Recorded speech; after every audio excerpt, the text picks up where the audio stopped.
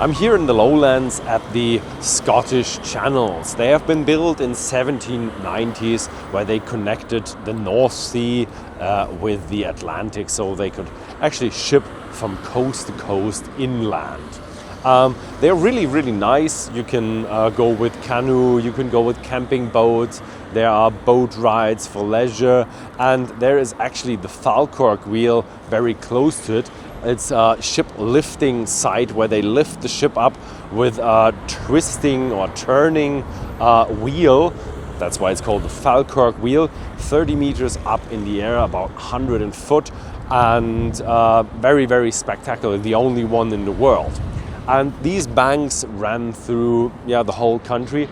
And at some point here, there were roses growing near the canal, the Rosebanks, and that's why they call the distillery they just built here the Rosebank. And let's get in and see how the distillery actually did over the years. The history of Rosebank is a turbulent one with a lot of closures and a lot of drama. It started all in 1840 officially. There have been not just rumors but written down stuff that there was stuff happening before 1840, but it was all illicit and none of it was paid by taxes or officially. In 1840 they actually built up the distillery proper and they kept distilling. They changed owners quite a lot and nothing really special happened in the 1800s. But in 1968 they actually did close down the maltings and there was a restaurant moving in. Even the restaurant got closed now, and now there's a hotel in there. Maybe after the hotel closes they can get the buildings back, hopefully. Anyway, the distillery then in 1968 closed their maltings. Then they were sold in somewhere in the 80s to Diageo, and Diageo actually brought out own bottlings from the distillery. Before that there was only Rosebank with the flora and fauna, and they all went into the blend industry. That didn't actually rescue them from getting shut down. Rosebank was shut down in 1993, and it was not just mothballed, but it was completely shut down, and they actually did rob the place. So they actually took out all the valuable equipment, but the stock was already secure with Diageo. Then later in 2017, Ian Macleod, the independent bottler and now kind of whiskey owner and whiskey making company as well. They're not just independent bottling, they do have 3 distilleries now. They actually bought whole of Rosebank, so the branding rights, the place and the old stock from Diageo, and brought out an old range of 30 plus whiskey. One of them did actually win best whiskey as an award, and also King Charles came here to try that whiskey because it was so good. But their stock is highly limited and becomes pricier by the minute, and is already very pricey. So they built the distillery from 2019 to 2023. I think they filled their last cask in 2023. And then they opened the visitor center in 2024, and they have in production ever since. And the spirit is rising, and hopefully we will see a whiskey coming out over the next, let's say half a decade. So that was it with the history. Let's get in and see how the whiskey is made. First up, we go with the ingredients, and the ingredient is barley. If you look at barley, barley is the one that has a bit longer hair and the wheat has a bit shorter hair. But what all the grains have is they have a really hard grain with a lot of starch, and you want to have more sugar. So what you do is you malt them. Malting is a bit of a germination, and just at the point where they have the most sugar, you stop the germination, you dry it. Sometimes you dry it over peat, that gives you a smoky whiskey. But here you use 100% unpeated barley, so you use just hot air. So these are the malted barley, and you still can't use them inside the mash tun. So what you do is you grind them down to a coarse grist.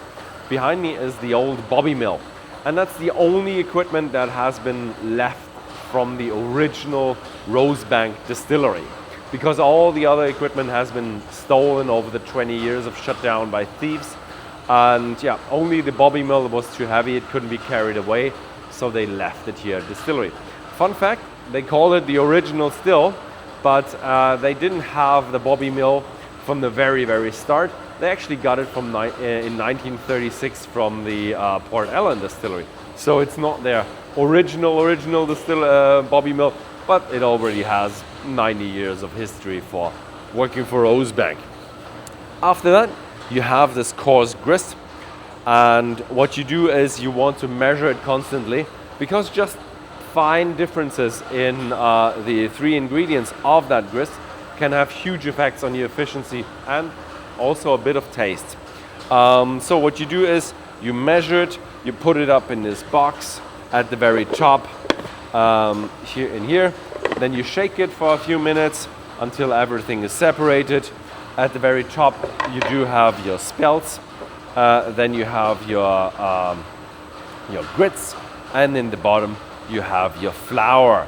That is really the flour, it's like a whole grain flour. Maybe if you sieve it, it's not even whole grain anymore. And in the end you have about 70, 20 and 10% of these different ingredients, and your mash tun is really built to exact specifications, so you have to adjust the two stages of the roller mill so you get the exact amount of ingredients that you want to have. You tweak that and it goes around like 1.5% even to get the most efficient out of that. And with this coarse grist we go into the production. This here is a rather modern mash tun. It looks like it's a copper one, but it's just a copper top. But the copper just always looks so good. They fill it with 3.2 tons of malted barley, and they end up with about 15,000 liters of wash. And here you fill in the malted barley, and everything gets heated up and the enzymes work, so it becomes even sweeter because the enzymes split up the starches into sugar. And then the 15,000 liters get filled into one of these wash bags. One of them holds 15,000 liters, there are 8 of them, and they take about 100 hours of fermentation, give or take 2 or 3 hours. So they do 24/7 mashing and milling and fermenting, so they always keep the same time, which is quite uncommon because sometimes they have different times for the weekends. And yeah, 100 hours are really long, so what they are looking is for really fruity, this typical lowlander, easy, fruity style, and there's no substitute for a lot of fermentation time for that. I've told you that the stills have been stolen, but the stills are from Forth Clyde. And if the old stills have been ordered from Forth Clyde, which is highly likely because every 20-25 years you have to reorder stills, then Forth Clyde has the plans. They never throw away any plans, so they would just say, hey, you want the same as you had in the, I don't know, 80s or something, or in the 70s, and they probably go, yeah, we want the same again. But one thing is a bit strange, because the wash still, they've cut off the top and sealed it shut.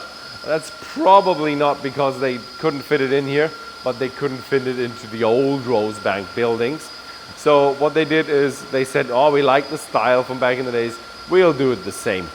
Usually it would not be a problem if the wash still would look a bit different because it's not as influential for the spirit, but they did it anyway just to do it correctly. What is much more important is the fact that we have triple distillation. We have the wash still at the very far end, then we have the intermediate still, and before me stands the spirit still. This triple distillation with a normal speed really gives you more alcohol separation and a finer distillate. However, on the other side of that wall, we do see warm tubs. And warm tubs, usually you don't do warm tubs anymore except for the flavor of the whiskey.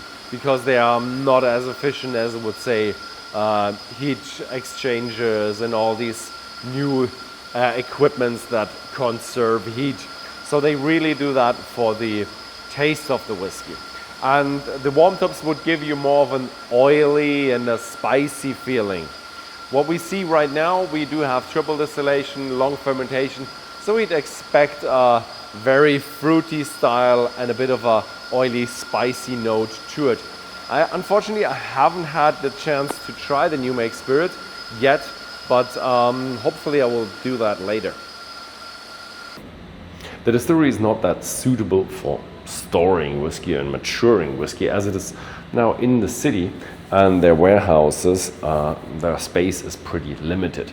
But as they belong to Ian Macleod, they have their main warehouses in Broxburn, and they have the sister distillery Glengoyne 15 miles away here, and they also do have Tamdhu up in the Highlands in the Speyside. But they do have one warehouse, kind of dunnage style. Yeah, the climate is dunnage style, and the natural floor is dunnage style, but it's way too high for dunnage style. But what's important is the climate. In terms of what they put their liquid in, they do have a good amount of bourbon casks, they do have a lot of sherry casks, and they have a lot of hogsheads, sherry hogshead, bourbon hogshead. Yeah, it all varies. Very, very interesting in this heritage warehouse is the wall on the back. These are all very special casks. The black one is cask number 1, then we have other casks that just have filled in the first year, and then we have the old Rosebank casks that are 30 years old plus, so the heritage one, what they call that. And this is still part of the tour you can take at Rosebank, so you will not miss out on the maturation part. And now I want to really try that stuff. I'm sitting here with Neil Bullock. You're 16 years in the whiskey industry and you're the distillery manager. So yeah, thank you very much for having us here. No, it's great to have you here, Ben. Thanks very much for coming along. Yeah, I'm really excited. It's a long time it has been closed, and now you're up again, and I see one with no color. Yep, that's our New Make. That is awesome. Yep. Is that New Make? Yeah, that's our New Make. Is that like, did you have to change the recipe, or is that just off the stills? Or? Well, we never really got any recipe from the previous owners when we looked in the archive or anything, so everyone was basically a blank canvas for us. You know, but Malcolm, who was here before me, did a fantastic job. Mm-hmm. But then we've actually come across some old records, and our low wines, high wines, and spirit cuts have all come in virtually the exact same. Okay. So we're pretty confident that we've replicated it to as close as we possibly can. But obviously, since 1993, distillation techniques have improved, malt varieties have changed, and yeast strains have changed. Yes. So we won't get it the exact same, but we're pretty close, I'd say, you know, because we never had any of the old New Make to compare it with. Maybe the new Make's not exactly the same, but the spirit is the same. That's it. I like that. Yeah, no, definitely. You know. So is that drinking strength, barreling strength, or still strength? Still strength, we bring it off at 77.8. Mm-hmm. This is down at 63.5 for casking strength. You know, casting strength. You know, but straight away you can tell it's very sweet. You know, there's. Oh, when you distill a set with fruity, it definitely has a nice, fresh, fruity character. Yeah, a lot of green fruit.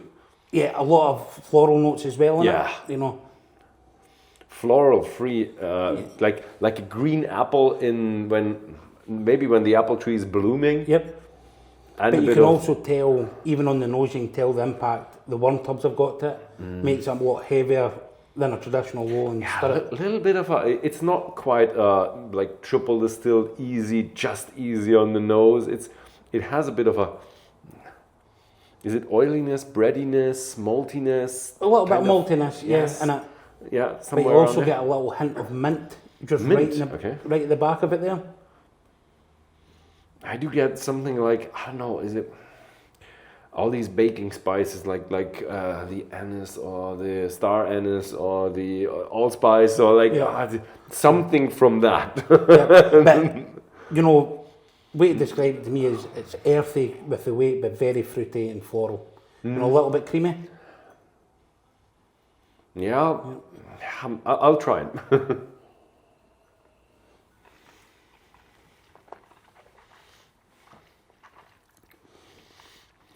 Even at 63.5 though, very smooth. It is. It's nice. It's a little bit sweetness in it. It's nice. Strangely enough, if there can't be any like real sweetness in there, but it has a feeling of sweetness, like sweet flowers or sweet fruitiness. A little bit of a, was you said with the peppermint? There's a little bit of pepper coming through there. Menthol or something Menthol, fresh. yeah, a little bit minty. Minty, yeah, something around there. Something fresh in there. Very smooth, and Rosebank was always traditionally known as being spirit driven, you know, with refill casks. That's what we want to see in the character coming forward in 10, 20, 30 years' time. We still want to be able to recognise. It's a nice lowland fruity, triple distilled, very smooth, very round, with a bit of a kick to it. Bit of a punch. A bit of a punch to it. A little bit. I'm not using normal shell and tube. You know, but fantastic spirit. It's something we're all very proud of, and it's now just waiting till the time's right to see what it comes out like.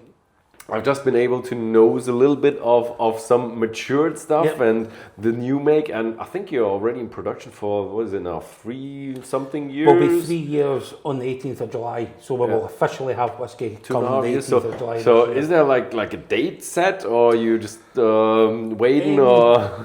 It's a great question, everyone asks it. We're not decided yet, but one thing I will say is we'll release something when we feel the time's right. Yeah. We don't want to be rushing into something and putting it out there and it's not quite how we want it to be. So we'll wait till we're happy with it in-house, and then that's when we want to showcase it. Yeah, that's good. I think if you have Ian Macleod has your back, and smaller distilleries, they can't really say, when we are ready, they just need the money. And, you know, it's because it's a big investment, whiskey, so you're waiting a long time, but fortunately with Ian Macleod, you know, we hope we can wait for the right time. Yeah. You know, that's what we're looking forward to. So. Yeah, so the right time for like a good starter whiskey, because I think 31 years is a good time, or 30 years is a good time, but I don't think you'll wait that long. No, we won't wait that long. I hope not, anyway, because I'll be retired by then, you know.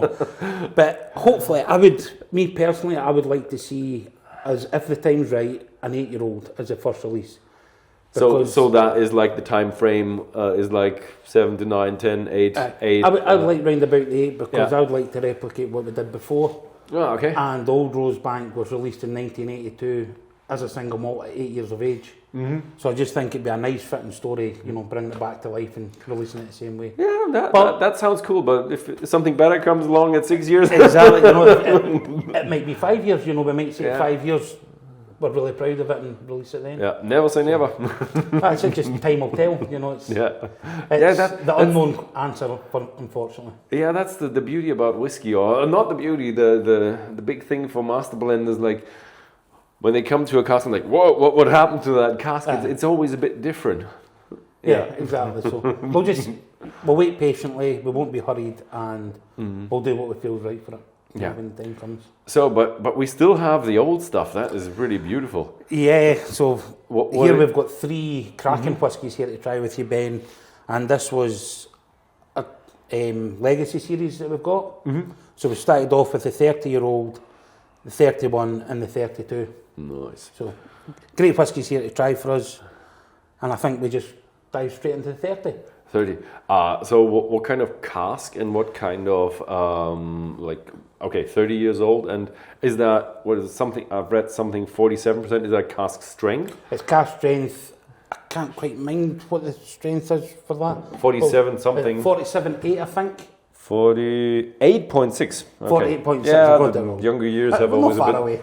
away. You know, but this is 60% sherry refills and 40% bourbon. Oh, okay. You know, and there's only a few thousand bottles of this produced because we only have limited stocks of it available. Nice. You know, but straight away you're getting that fruity notes coming right at the front. So you said what, 60% sherry? 60% sherry and then 40% bourbon refills. Ah, okay. it's a nice bloomy character. It doesn't have to do something with your spirit character. Even with that, But even, I mean, although it's a 30 years, different new make, but it's close to what we feel, you can see similarities coming through. I would like to say roses, but it's not roses. No, it's not roses. You know, but very citrusy. Has a bit of vanilla character. Has a bit of you're getting a vanilla. Not pear. What was it? Grapes character. But it's pretty. Yeah, peach. It's pretty fresh for like that age and sherry casks. Mm-hmm.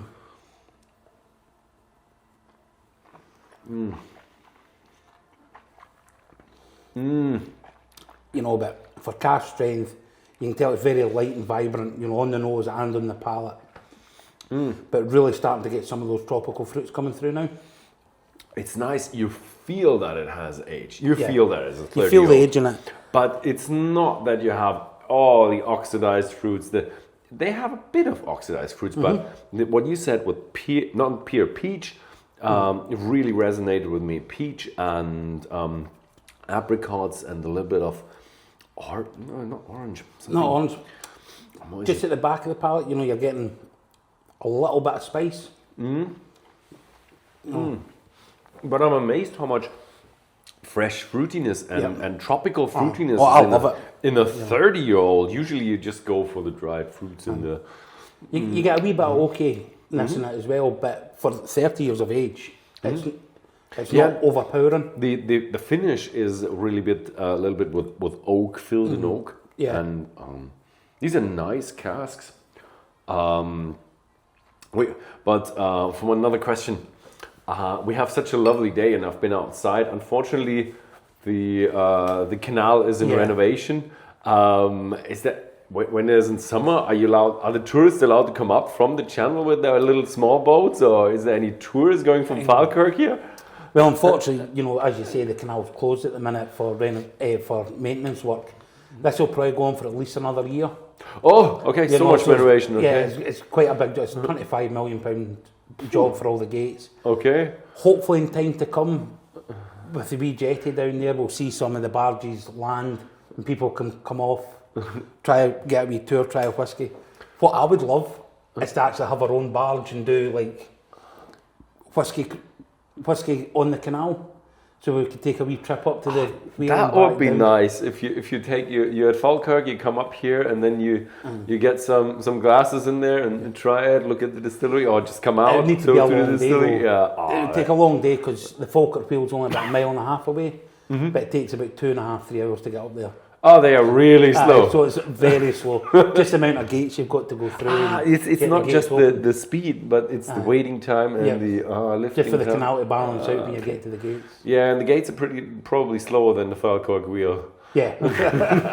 But no, it's something I'd like to do, but you can never say never, you know. Yeah, that would be such a cool idea. And I think we're now at 31. I've heard so much about it. So what is all about the 31? 31, 31-year-old, it's the second release in our Legacy series, and last year we're very proud to announce that we won the World's Best Whisky at the San Francisco Awards. So it was something great, and the team very proud of it. So we're now moving to more bourbon with this one, so this is 55% bourbon and 45% sherry. Okay, a little bit less sherry than before, and let's see what we got with the... Yeah, they went down a little bit, 48.1% ABV. Yeah, so it's a little bit lower, but that's due to the age of it. Oh, that is a little bit like different. A citrus burst with this. Yes, and some... Still getting a little bit of vanilla there as well. A little bit vanilla, but I do have a little bit of a roasted almond nuttiness, hazelnut. I describe it as like walnuts. Walnuts, yeah, maybe. Some nuttiness. No. But again, light, vibrant, you know. It's nice how fresh all the Rosebank in that age are. I do have my 30-year-olds, they are much deeper with all the chocolate and leather. But even the colour of it, you can see for 30 years it's very light still for the colour. But in the palate, I feel you get a little bit nutty with it, a little bit spicier than the 30-year-old. Still getting that citrus burst, you know, like lemon, lemongrass. Oh, that's an easy one. That's now it starts to get a little bit more oomph to it. I thought it was like a laid back, nice fruity, Not develops, but it has right kick. more power to it, Yep. and a little bit of oakiness, a little bit. It's like a little bit of leather in it as well. Yeah, it's a well balanced one, Yeah. I would say. That's one thing I can say about all three whiskies here. They're all very well balanced. What I like is it's almost as someone who filled the casks thought about making a 30-year-old, because I would say 30-year-olds, they sometimes come in a little bit too old when you just have the casks and you forgot a few 18-year-old casks that are meant to be 18-year-olds, and then just take it at 33. And they have a lot of additive maturation. Nothing against additive maturation, but this one is a perfectly balanced whiskey at 30, and not like an emphasis on mature. No. Yeah. It's like, even with this one, you can still get a wee bit of the menthol, mint that we're getting coming through in our New Make. Because we are New Make driven here, spirit driven at Rosebank. But this has got a longer finish than the 30-year-old, and it's almost like a chili spice, right at the end. Yeah, it is different. The other one was more fruity. Now that I had a second sip, this one is a bit more spicy, nutty, roasted almonds, chili catch in the end. If you add a little bit of water to that, it opens up, and that helps it. I feel you get a little bit more fruitiness coming through in this one when you add some water. Just to open up. And I've heard that King Charles also tried it. Yeah, so King Charles was up at Holyrood, and we got invited along. Ian Macleod were along with the Rosebank 31. Pleased to say he enjoyed it. I did. I mean, why shouldn't he? But to score 99 points in San Francisco for a whiskey that, let's be honest, it was probably put in the cask, and they said, well, they wouldn't have planned it to be a 31-year-old. It's probably put down for an 8-9-year-old to be added into a blend, because it was a... Yeah, I was about to say, just a no-name blend. So it probably laid down as, that'll go in a blend someday. This is now getting more of a citrus burst, but not losing its maturity. No. Yeah, it's just that nice. wee touch of water helps just open it up. And just very little bit. Yeah. Yeah, I like it.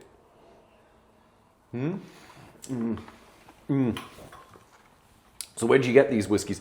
Ian Macleod had a lot of independent bottling. Now they're getting more into distilling. Yeah. Did you just have that lying around, or did you get it from your previous owner? Well, when we bought Rosebank, it was actually two parts to it. We had to buy the distillery from Scottish Canals, who owned it. Oh, Scottish Canals owned it? Scottish Canals owned the distillery, and we had to go to Diageo for the naming rights and see what stock they had. Ah, okay. But what I'm led to believe is Diageo weren't really keen on releasing the Rosebank casks. But fortunately for Ian Macleod, we had a lot of casks in our warehouses of similar age that we proposed to Diageo, and then we managed to... Of their distilleries? Of their distilleries, we managed to get a deal. Oh, that is a good bargaining chip going on there. So you got them with the buying of the distillery from the canal, with the naming rights, we got the naming rights. But it must have been some deal to do, because if you got the naming rights in the whiskies, but the distillery fell through, well, you got 50% of it. But even worse would have been if you got the distillery, but you couldn't get the naming rights and the casks. Yeah, you'd be buying a distillery for... That must have been a bit of a tricky deal. Bit of a tricky deal with the merger and acquisition. If we got the naming rights and the casks, you could have built something off-site and called that the new Rosebank, but there's nothing better than coming back to the original site and doing it the right way.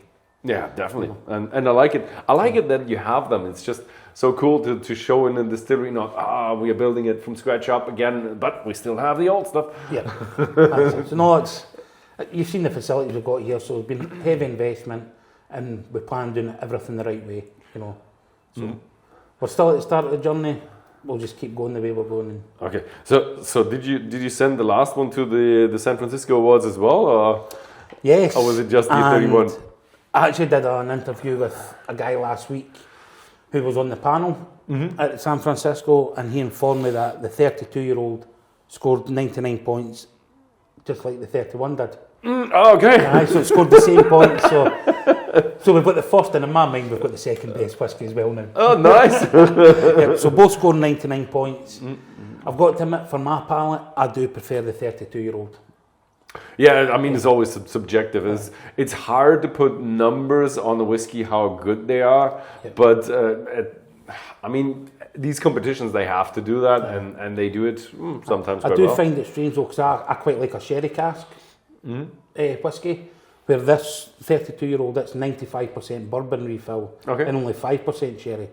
Oh, okay. Aye, so it's flipped the other way from, we've increased the... 47.6%, so we're going down on 1% as well, or half percent? Yep. There you go. So we're increasing the bourbon the older we get, but So this has just a smidge of sherry in it? just a small percentage of sherry, 5% of sherry. Right. It's hefty how much a bourbon cask can do if you just give it a lot of time. A lot of time, yeah. Yeah. But again, like all the other ones, very citrusy. A little bit floral. Getting a wee bit more vanilla with this one, obviously, because the bourbon, the American oak. It has much of your new make, just Yep. tons and tons smoother. I mean, the new make is smooth. It's smooth, it's but triple that's still distilled, 63.5. but the smoothness of the 30-year-old maturation is just something different. See, I'm getting more of the green apples with this one. Yeah, green apples. Yeah.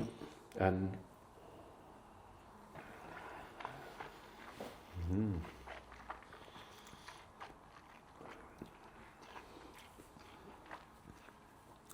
ooh, that's good. Aye. That is It's good. really nice. And But again, sweetness it's nice, also light, increased sweet. a little bit. I'm lost for words with this one, Yeah, It's beautiful. but it is.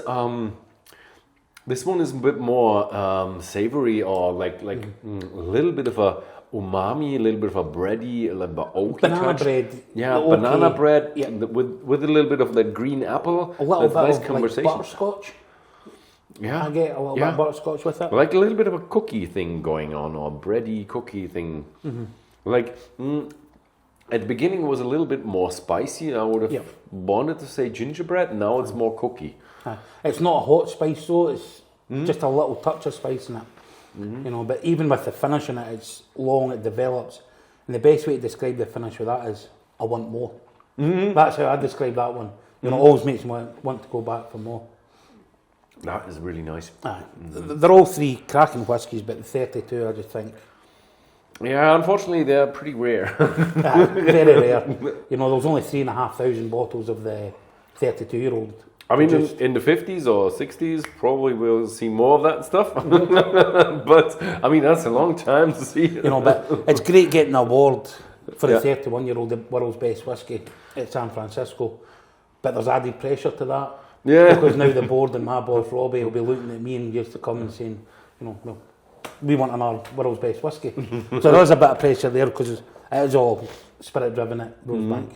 Yeah, but I'm certain that what I've seen, that looks really, really good. And I hope that it just works out. Yep. No, we're on the right path, and there's a lot of exciting things to come from Rosebank. But are you with, you have two sister distilleries, are you in contact with them? Well, we've actually got three now. Three now? Yeah, we've got Tamdale up in Speyside, we've got Glengoyne, which is Highland, and then we've just opened up a distillery in Isla, Lagan Bay. Ah, yeah, sure. So Malcolm, who I took over from here, he's actually went back home to Isla. Okay. And he's kick-started that. We started producing maybe about 3-4 weeks ago. Ah, okay. So he probably gave you feedback before, and now you can give him feedback on his stuff.